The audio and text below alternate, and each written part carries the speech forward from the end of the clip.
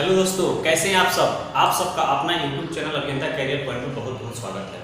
आज हम NCERT class 10 exercise 1.1 का क्वेश्चन नंबर 2 लेकर आपके सामने आए हैं। इसके पहले हम लोग एक्सरसाइज 1.1 का ही क्वेश्चन नंबर 1 का फुल डिस्कशन विद बेसिक देख चुके थे। आज क्वेश्चन नंबर 2 देखते हैं। ठीक है, आइए देखिए क्या लिखा है कि दर्शाइए कि कोई भी धनात्मक विषम पूर्णांक 6q+1 या 6q+3 या 6q+5 के रूप का होता है, जहां q क्या है, एक पूर्णांक है। ठीक है, q क्या है, कोई पूर्णांक है। तो देखिए पूर्णांक कहने का मतलब हुआ कि पूरा पूरा वैल्यू होना चाहिए। पूर्णांक का मतलब हुआ कि पूरा पूरा वैल्यू होना चाहिए। जैसे q का मान कभी पॉइंट में नहीं होगा। यहाँ पे पूर्णांक कहने का मतलब हुआ q का वैल्यू आपका या तो 0, 2, 5, 8, 10 कुछ भी हो, लेकिन पॉइंट को छोड़कर इसका मान कभी भी जैसे 2.1, 5.6, 7.8 या 2/3 इसके रूप का नहीं हो सकता है। समझ रहे हैं बात। तो पूर्णांक का मतलब आप समझ लिए कि मतलब क्या होना चाहिए, पूरा पूरा अंक होना चाहिए। ठीक है, अब आइए देखिए यहाँ पे क्या बोला है। अब इसका सॉल्यूशन पहले हम लिखते हैं। यहां पे लिखिएगा कि माना कि ए एक धनात्मक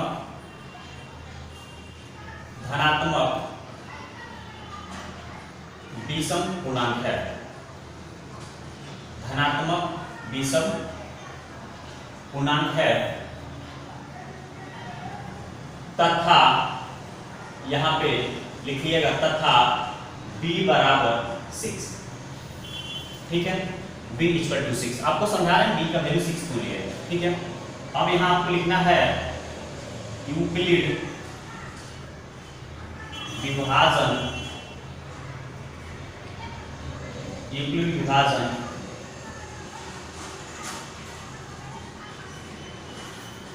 एल्गोरिथम द्वारा क्या बोलता है, a इक्वल टू BQ+R। ठीक है, जहां यहां पे लिख लीजिएगा जहां R का वैल्यू क्या हो सकता है, 0, 1, 2, 3, 4 या 5। अब यहाँ पे जो लिखे हैं R का वैल्यू 0 से लेकर 5 तक, आपको ये जानना है कि इसको हम 0 से लेकर 5 तक ही क्यों लिए। ठीक है, इसके पहले हम पढ़े थे, आपको पढ़ाए थे कि एल्गोरिथम थ्योरम आपको पढ़ाया गया था।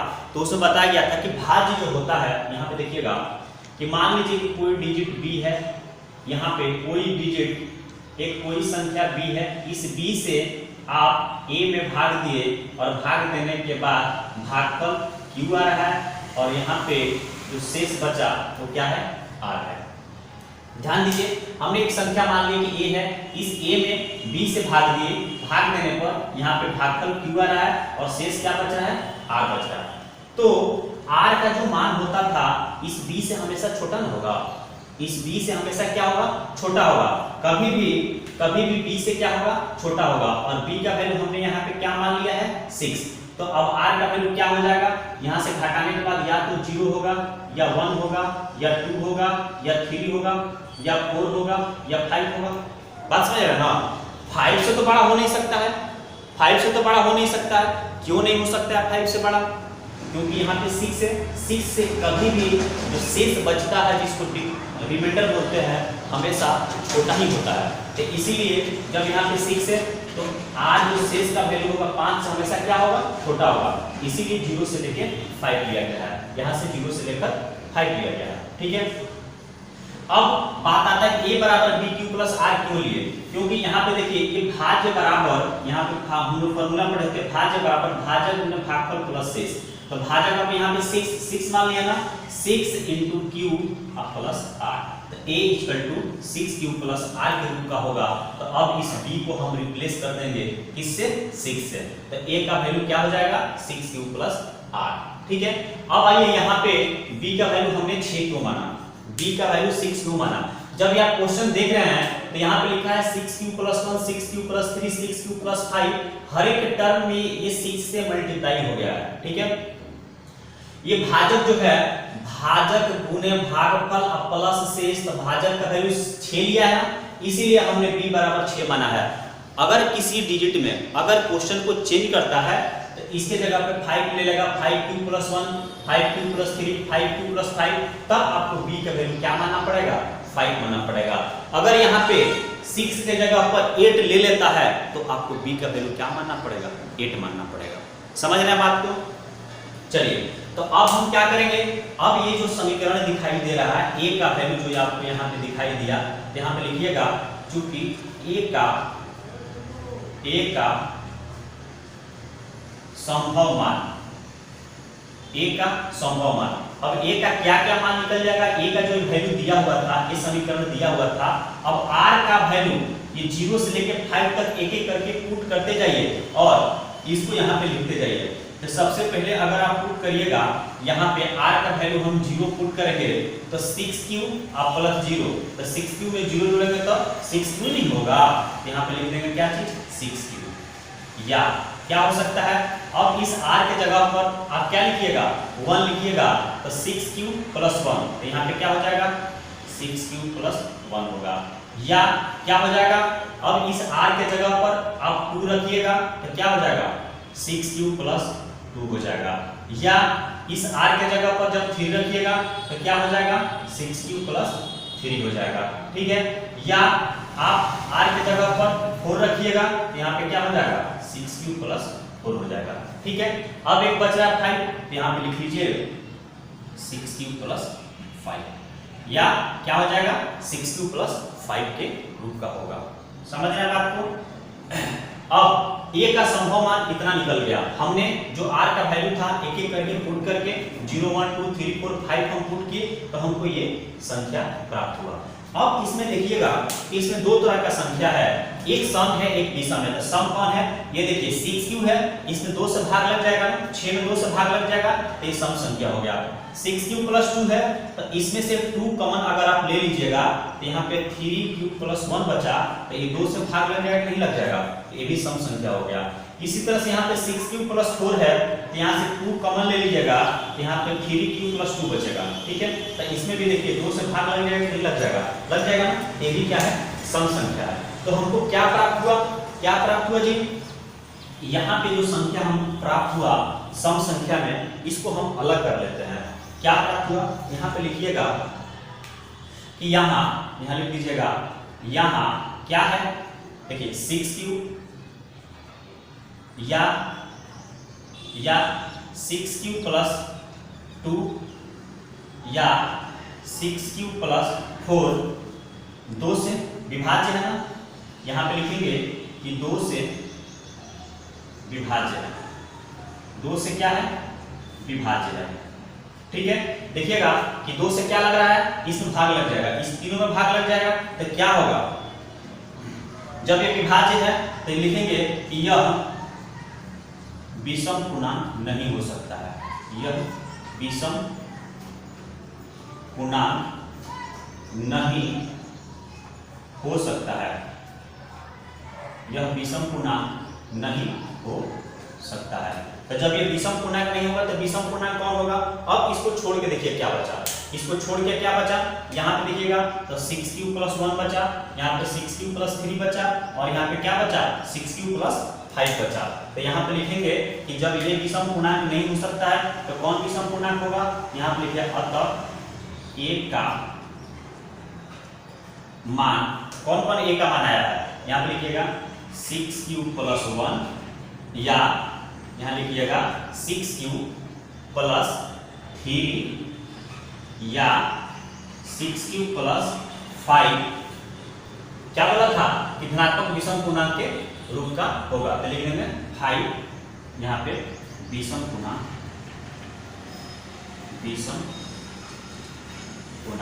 के रूप का होगा, विषम पूर्णांक के रूप का। ठीक है, समझ गए आप?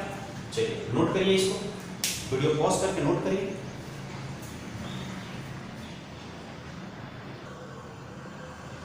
अब देखिए यहाँ पे क्वेश्चन नंबर 3 में क्या बोला है, बोला है कि किसी परेड में 6 से 16 सदस्य वाली एक सेना की टुकड़ी को, सेना मींस आर्मी जिसको बोलते हैं, आर्मी की टुकड़ी को 32 सदस्य वाली एक आर्मी बैंड के पीछे मार्च कराना है। ठीक है, दोनों समूहों को समान संख्या वाले स्तंभों में मार्च कराना है। उन स्तंभों की अधिकतम संख्या क्या है जिसमें वो मार्च कर सकते हैं। देखिए इसमें क्या बोला है कि एक परेड हो रहा था जिसमें 6 से 16 सदस्य वाली एक सेना आर्मी के टुकड़ा को 32 सदस्य वाली आर्मी बैंड के पीछे मार्च कराना था। ठीक है, तो बोला कि उसमें से किस हिसाब से उसको खड़ा कराया जाए कि उसमें स्तंभों की संख्या क्या हो जाए, बराबर आ जाए। तो ध्यान रखिएगा, कभी भी इस प्रकार से क्वेश्चन आपसे पूछे, कभी भी इस प्रकार से क्वेश्चन पूछे तो आप क्या करिएगा, हमेशा उसका HCF निकाल दीजिएगा, आपका काम हो जाएगा। ठीक है, तो आइए यहाँ पे लिखते हैं क्या बोला है, स्तंभों की अधिकतम संख्या। तो यहाँ पे हल लिखिएगा, हल मतलब यहाँ पे आप सॉल्यूशन लिखिएगा और यहाँ पे लिखिएगा स्तंभों की अधिकतम संख्या। यहाँ पे लिखेंगे स्तंभों की अधिकतम संख्या, स्तंभों की अधिकतम संख्या इक्वल टू क्या हो जाएगा, ये देखिए 616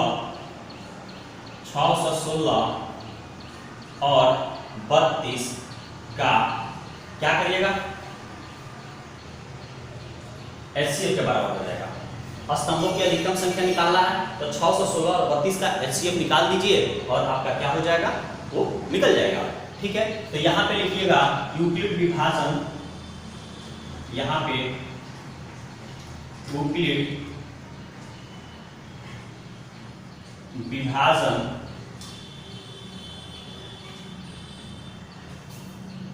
एल्गोरिदम से या द्वारा लिख लीजिए, एल्गोरिदम द्वारा। अब हम क्या करेंगे, इस 616 और 32 यहाँ पे साइड में आप 32 से भाग दीजिएगा 616 में। तो सबसे पहले इसको 2 बार में नहीं कटेगा, ज्यादा हो जाएगा, तो एक बार यहाँ कटाइएगा तो कितना हो जाएगा 32, 11 में से 2 जाएगा तो कितना हो जाएगा 9 हो जाएगा, और 5 में से 3 जाएगा तो क्या हो जाएगा 2 हो जाएगा। अब यहाँ पे 6 को लिख लीजिए। ठीक है, अब देखिए किससे कट जाएगा, 8 में कटाइए तो 8 में 16 के 6, 8 में 1, 8 3 24 से 25।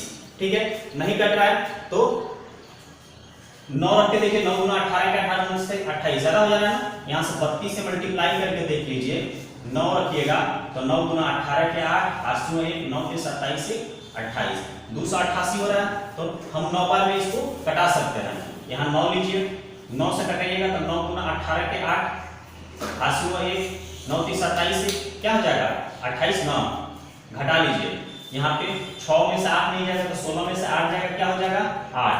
यहाँ पे एक जब इसको हासिल दे दिए, कैरी दे दिए, यहाँ 8 ना बचा, 8 में से 8 चला जाएगा तो यहाँ पे क्या होगा 0 और 2 क्या हो जाएगा 0।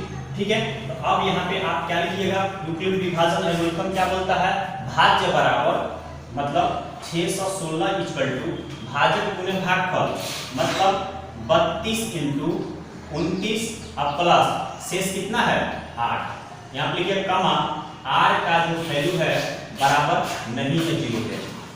जब ये शेष 0 के बराबर नहीं है तो फिर आपको एक स्टेप आगे बढ़ना पड़ेगा। अब 32 को यहाँ पे लिखिएगा और 8 पहाड़ा 8 का टेबल 4 पर पढ़िएगा तो 8 चौके क्या हो जाएगा 32। इस कंडीशन में नीचे 0 आ गया तो अब यहाँ पे क्या लिखिएगा, भाज्य बराबर मतलब 32 बराबर 8 गुने 4 अब प्लस शेष कितना है 0 कमा यहाँ पे r का वैल्यू 0 हो गया। जहां पे r का वैल्यू 0 होगा इसके जस्ट ऊपर वाला ही आपका क्या हो जाएगा HCF हो जाएगा। ठीक है, तो यहाँ पे क्या लिखिएगा, चूंकि यहाँ पे लिखिएगा चूंकि 616 और 32 का HCF कितना आ गया, HCF इक्वल टू 8 आ गया। यहाँ पे लिख दीजिएगा अतः स्तंभों की कुल संख्या इक्वल टू 8। यही आपका हो गया आंसर। ठीक है, स्तंभ